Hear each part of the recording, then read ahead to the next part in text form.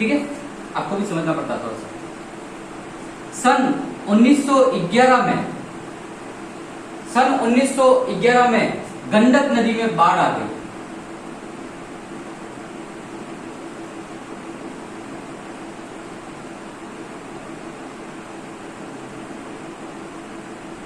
गंडक नदी में बाढ़ आ गई।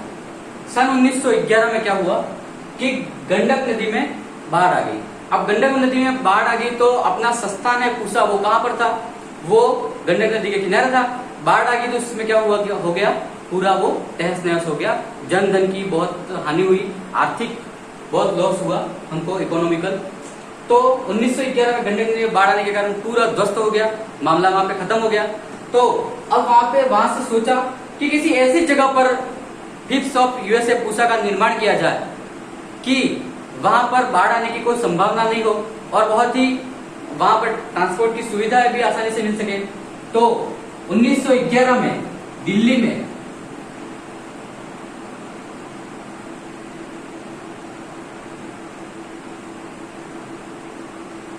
दिल्ली जो भारत की राजधानी है, दिल्ली में सन 1911 में इस संस्थान का निर्माण किया गया।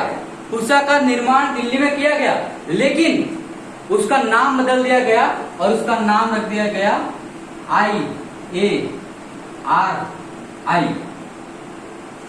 1911 में पूसा का नाम बदल के क्या रख दिया गया? IARI। IARI का मतलब है इंडियन एग्रीकल्चर रिसर्च इंस्टीट्यूट।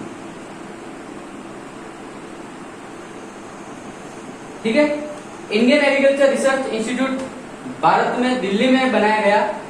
अब पूसा का नाम बदलकर IARI रख दिया गया, लेकिन उसमें जितने भी शोध कार्य होते गए वो सब पूसा के नाम से ही होते गए।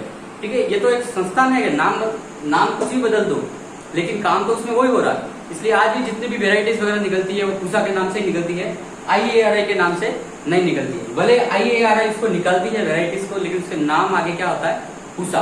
ठीक है, तो ये Indian agriculture research institute IARI का निर्माण किया गया, बस उसका नाम बदल दिया गया, बाकी सारे कार्य उसके अंदर ही होते थे।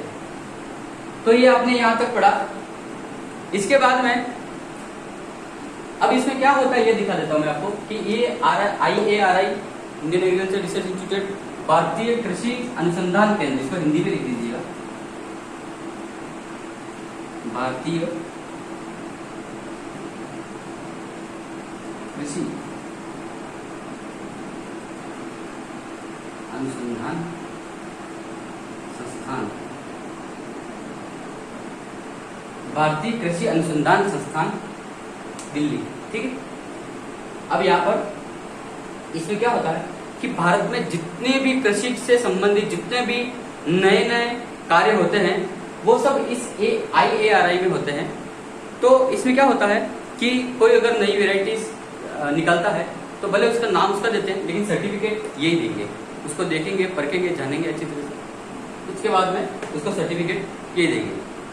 भले आप और हम कितने भी टेक्निक नहीं ले आए, लेकिन इससे सर्टिफिकेट लेना हमको जरूरी है, अप्रूवल इससे होगा तो ये अपने देश में चल पाएगा, वरना नहीं। और ये यहाँ पे भी जितने भी साइंटिस्ट वगैरह बनते हैं वो ये IARI में जाते हैं और वहां पर अपना कार्य करते हैं, नई नई वेराइटीज वगैरह निकालते हैं, नई नई टेक्निक्स वगैरह निकालते हैं। तो ये है हमारे भारतीय कृषि का इतिहास। इसके बारे में और भी थोड़ी सी चर्चा जो रह गई है वो कर देते हैं कि ये कार्य क्या करता है, कि इसके बारे में आपको बताएंगे और ये और अच्छे तरीके से अगले चैप्टर में इसके बारे में बहुत बड़ा वर्णन है। लेकिन थोड़ा सा और भी देख लो कि कोई भी नई टेक्निक आती है तो हमारे पास आने से पहले क्या होता है, सबसे पहले तो ये भारतीय कृषि अनुसंधान संस्थान में जाती है, वहां पर चेक होती है, उस पर टैग लगता है। इसके बाद में ये कहाँ आती है, जो कंपनीज इसको निकालती है उसके पास में वापस आती है। इसके बाद में ये जो सेलर होते हैं, मतलब ये जो सेलिंग करते हैं उनके पास में आती है और इसके बाद में अंत में हमारे पास में आती है। ठीक है, तो ये है, इसके बारे में हम आपको और भी ज्यादा बताएंगे। तो आज के लिए बस इतना काफी है। आगे आपको कुछ भी इसमें डाउट वगैरह हो तो आप हमको पूछ सकते हैं कि सर हमको ये इस प्रकार से ये डाउट है, क्लियर करो। ये नीचे कमेंट सेक्शन दिया गया है, उस कमेंट सेक्शन में हमको कुछ भी क्वेश्चन वगैरह पूछ सकते हैं। कुछ नहीं समझ में आया हो तो भी बता सकते हैं, कुछ बदलाव करने हो कि सर हमें इस तरीके से समझ में नहीं आ रहा, कुछ इस तरीके से समझाओ, तो भी हम उसमें कर सकते हैं। जो भी आप चाहोगे वैसा होगा, लेकिन शर्त बशर्ते एक है कि आपको पढ़ना होगा।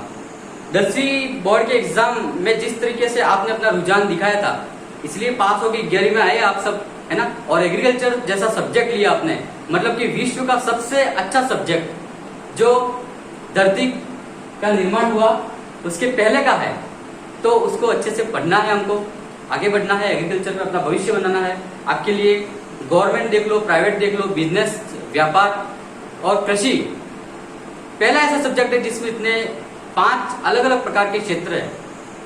समझ में आया? बाकी अगर और सब्जेक्टों में किसी की बुराई नहीं करता हूँ, सब सब्जेक्ट अपने अपने महान है, किसका इंटरेस्ट होता है लेते हैं। लेकिन अगर आपने इसको इंटरेस्ट से लिया है तो मैं आपसे प्रॉमिस करता हूँ कि आप बहुत आगे जाओगे। लेकिन अगर आपने इसको यूं लिया है कि परसेंटेज की वजह से लिया है, ऐसा कुछ हो, तो एक बात याद रखना कि भगवान जो कराता है वो सब अच्छे के लिए कराता है। मैंने भी अपने इंटरेस्ट से नहीं लिया था, लेकिन जब मैंने इसको पढ़ा अच्छे तरीके से, मैंने भी 11वीं में एक बार ये सब्जेक्ट पढ़ी थी, तो मुझे अच्छा लगा। मैंने सोच लिया कि भविष्य में इसको बहुत आगे बढ़ाना है, आगे जाना है, इस क्षेत्र में खुद को आगे ले जाना है और इस क्षेत्र को भी बहुत आगे ले जाना है। क्योंकि आप सब जानते हैं अच्छी तरीके से कि बायो, कॉमर्स, आर्ट्स, मैथ ये सब बहुत फेमस सब्जेक्ट हैं। मतलब कि हर व्यक्ति यही चाहता है कि मैं बायो, कॉमर्स, मैथ, आर्ट्स लूँ, लेकिन एग्रीकल्चर के बारे में सबको कम पता है। तो आपका भी ये फर्ज बनता है कि आप भी आगे इसको बढ़ाओ। ठीक है, इसके साथ में धन्यवाद।